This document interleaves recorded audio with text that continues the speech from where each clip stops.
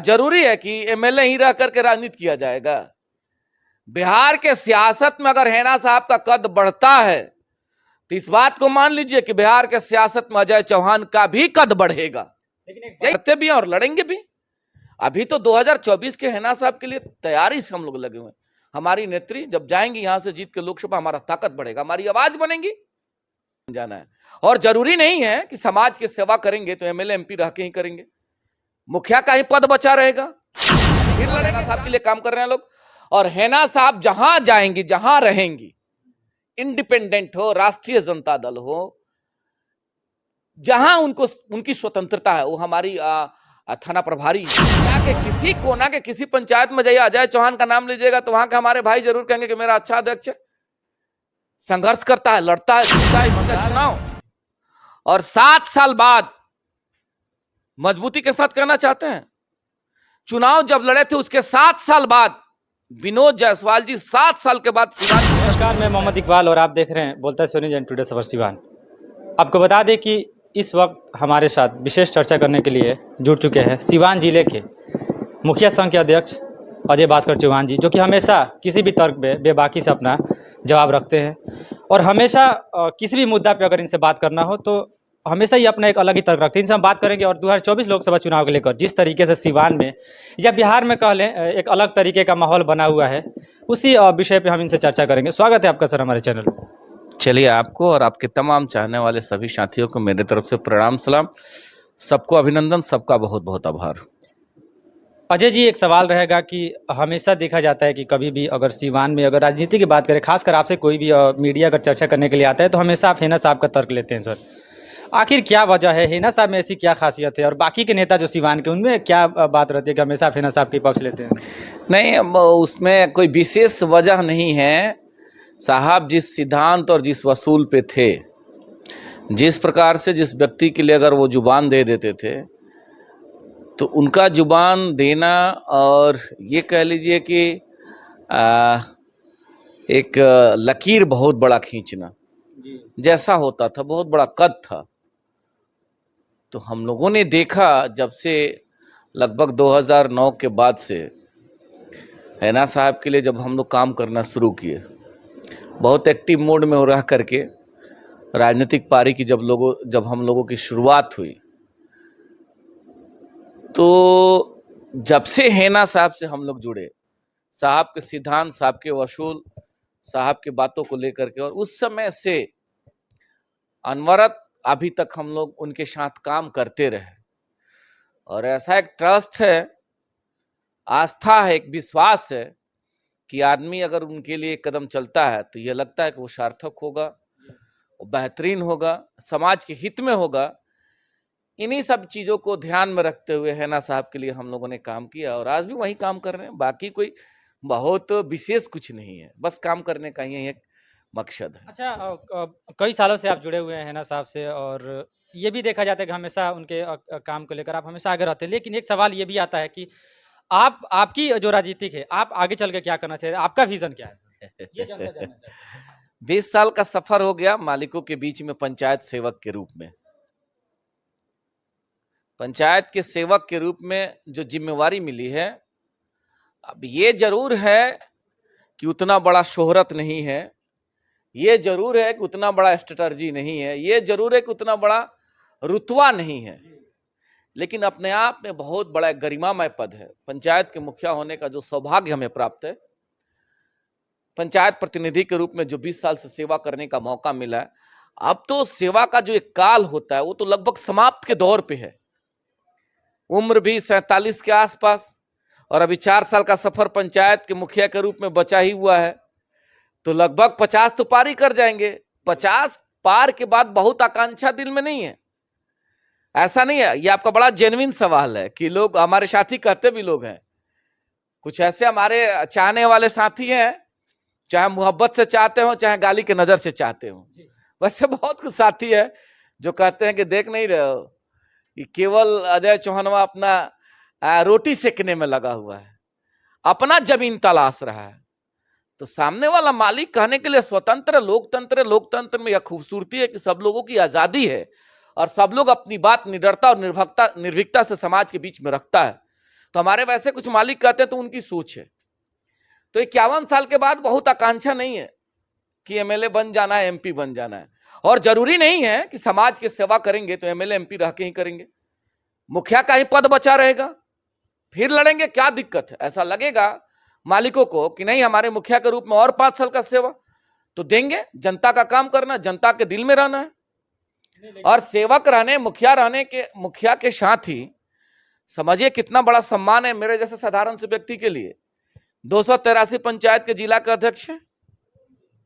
283 से सम्मानित हमारे भाइयों का मोहब्बत, बहुत बेहतरीन मोहब्बत है। जिला के किसी कोना के किसी पंचायत में जाइए, अजय चौहान का नाम लीजिएगा तो वहां के हमारे भाई जरूर कहेंगे कि मेरा अच्छा अध्यक्ष है, संघर्ष करता है, लड़ता है, भिड़ता है, ईमानदार है, मजबूत है। तो ये बहुत बड़ी सम्मान है। अब आपका एक सवाल था कि आपका क्या है। हाँ, हैना साहब हमारी जब लोकसभा जीत के जाएंगे, हैना साहब जब लोकसभा की प्रतिनिधित्व के रूप में सिवान के जब रिप्रेजेंट करेंगे तो हम सांसद के रूप में हो जाएंगे। हैना साहब का सांसद होना, अजय चौहान का सांसद होना है। जिसके लिए आप काम करते हैं, वो आपका टीम, वो आपके लीडर अगर मजबूत हो तो नेचर कहता है कि कार्यकर्ता मजबूत हो जाएंगे। और जरूरी है कि एमएलए ही रह करके राजनीति किया जाएगा। बिहार के सियासत में अगर हैना साहब का कद बढ़ता है तो इस बात को मान लीजिए कि बिहार के सियासत में अजय चौहान का भी कद बढ़ेगा। लेकिन यही हमारी ताकत है। पदस्थापित होना एक बड़ा पद यही मायने रखता है सर, क्योंकि सदन में आप जाइएगा, सदन में तो कुछ आप भी तो रखिएगा ना अपने सीवान वासी के लिए, जो अपने क्षेत्र के लिए अगर एमएलए बन जाते हैं। निश्चित, बहुत बेहतरीन आपका ये सवाल है कि अगर कुछ अच्छा होगा। हम लड़े नहीं थे, एमएलसी का चुनाव लड़े थे ना जी, रिजाइन करके प्रदेश के महासचिव राष्ट्रीय जनता दल के रूप में थे, रिजाइन करके लड़ गए। मालिकों को मंजूर नहीं था, मालिकों को ऐसा लगा त्रिस्तरीय पंचायत प्रतिनिधि को कि नहीं नहीं अजय चौहान उस काबिल नहीं है। लोगों ने मोहब्बत नहीं दिया। एमएलसी की अगर बात बता रहे हैं, लोगों ने मोहब्बत नहीं दिया, कहीं हिजक नहीं है हमें, फिर लड़ेंगे। ये अपनी आजादी है, स्वतंत्रता है, लड़ेंगे, फिर क्या फर्क पड़ता है। जरूरत पड़ा तो लड़ते भी हैं और लड़ेंगे भी। अभी तो 2024 के हैना साहब के लिए तैयारी से हम लोग लगे हुए हैं। हमारी नेत्री जब जाएंगी यहां से जीत के लोकसभा, हमारा ताकत बढ़ेगा, हमारी आवाज बनेगी। अच्छा, एक सवाल आता है, एमएलसी की आपने बात कर दी तो जो एमएलसी अभी विनोद जायसवाल जी हैं, राजद से उनको टिकट मिला, इससे आप खफा हो गए, ये भी जनता का ही सवाल है, जनता पूछती है। बहुत बेहतरीन सवाल है। देखिए, हमने व्यक्तिगत खफा होने का कोई वजह नहीं था। कोई तो हो जो गलत हो रहा है उसके खिलाफ आवाज उठाए। यानी आप सोच रहे थे कि आपको टिकट मिलना चाहिए था राजद से एमएलसी का? हमको टिकट का बहुत लालच होता, जिंदाबाद करते रहते हैं। हम कहे भी कि 2020 में हम लोग प्रबल कैंडिडेट थे। आरजेडी में प्रदेश के जब महासचिव थे तो जैसे जीरादी एमएलए की बारी जब आई थी, हम लोग भी उस दौड़ में थे। हम कहां करेंगे नहीं थे।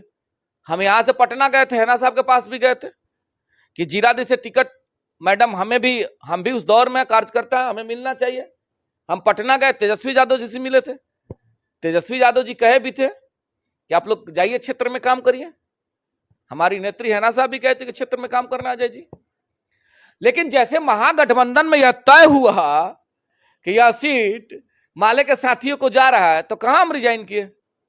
हम तो आए और माले के हमारे सम्मानित विधायक अमरजीत कुशवाहा जी, हम उनको जिता नहीं दिए हैं, लेकिन उनके जीतने में एक एक कदम आगे चल करके, महता एक वोट अपना दे करके ताकत उनको देने का कार्य किए हैं।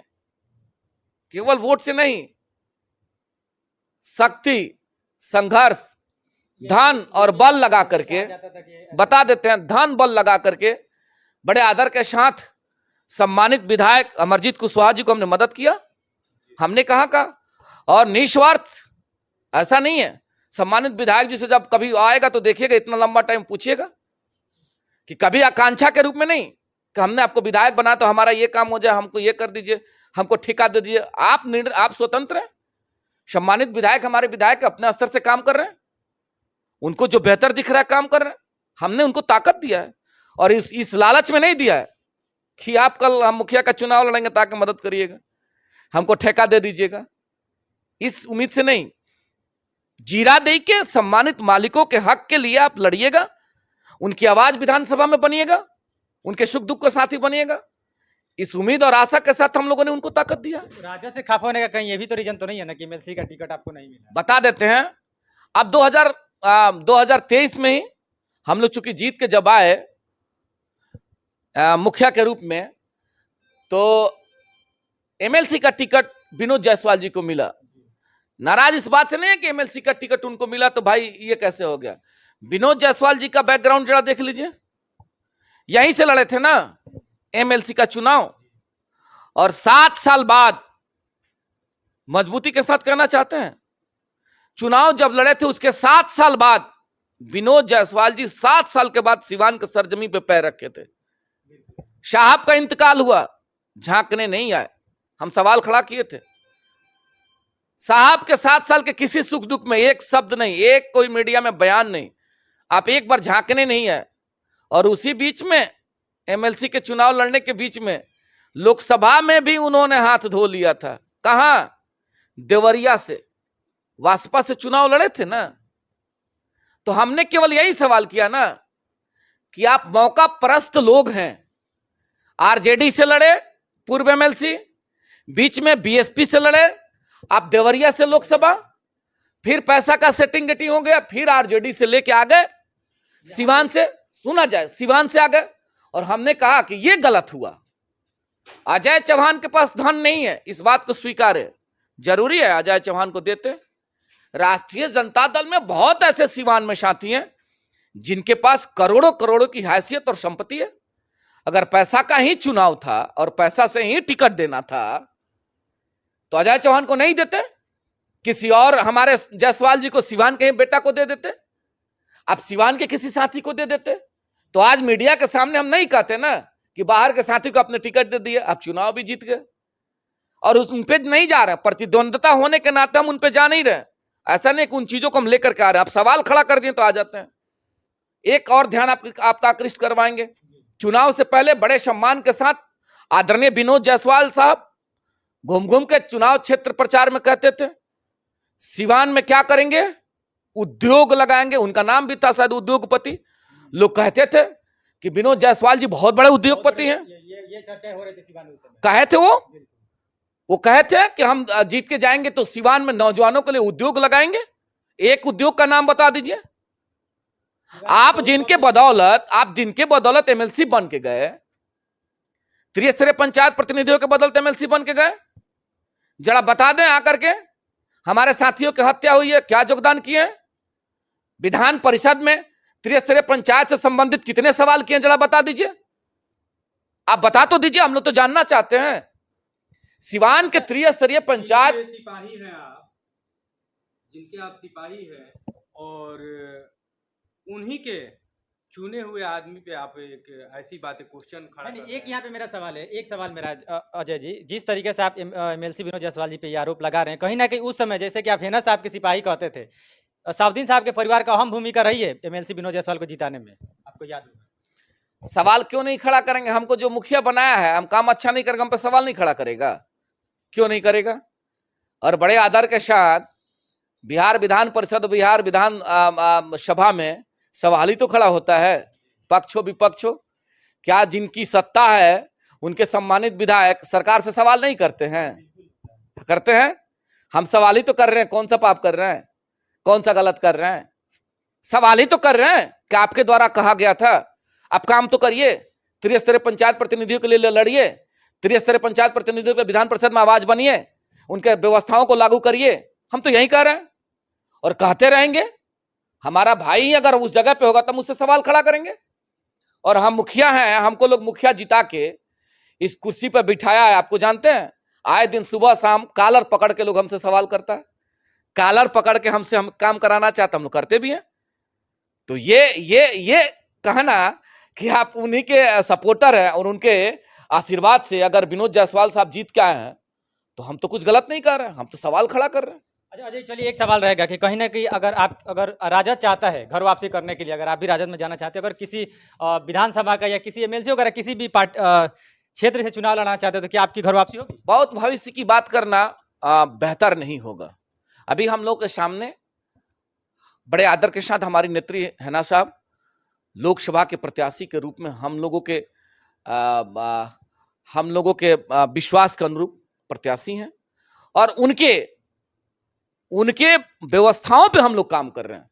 तो सवाल ये नहीं आता कि कल विधानसभा या विधान परिषद की बारी आएगी तो क्या होगा नहीं, वो बाद की बात है, उसको देखा जाएगा। अभी केवल हैना साहब के लिए काम कर रहे हैं लोग, और हैना साहब जहां जाएंगी, जहां रहेंगी, इंडिपेंडेंट हो, राष्ट्रीय जनता दल हो, जहां उनको उनकी स्वतंत्रता है, वो हमारी थाना प्रभारी हैं, वो हमारी बॉस है, हमारी नेत्री हैं, तो उनका जहां अपना निर्णय होगा, उस निर्णय के साथ हम लोग हैं। बाकी कहीं बहुत किंतु परंतु नहीं है। यानी तो चलिए, जैसा कि आपने देखा, ये थे अजय भास्कर चौहान जी, सीवान मुखिया संघ के अध्यक्ष। इन्होंने अपना तर्क रखा और जिस तरीके से एमएलसी चुनाव को लेकर जो इनके साथ जो व्यवहार दुर्व्यवहार किया गया था, उसको इन्होंने खुलासा किया कि क्या आखिर वजह रही। हालांकि राजद के साथ हमेशा ये जुड़े रहे और कदम से कदम मिलाकर इनका बहुत योगदान था सीवान में। अगर राजद की बात करें तो हमेशा राजद को लेकर ये हमेशा बेहतर कार्य करते रहे हैं। और हेना साहब का यह खुद सिपाही कहते हैं, हेना साहब के कट्टर समर्थक कह लें। हेना साहब के हमेशा कदम से कदम मिलाकर चलने वाले हैं। इनका कहना भी है कि हेना साहब अगर किसी भी पार्टी को ज्वाइन करती है तो उस पार्टी का कदम से कदम मिलाकर हम लोग सहयोग करेंगे, खासकर लोकसभा 2024 की बात करें तो। बने रहे हमारे साथ, तब तक के लिए चाहिए इजाजत। धन्यवाद।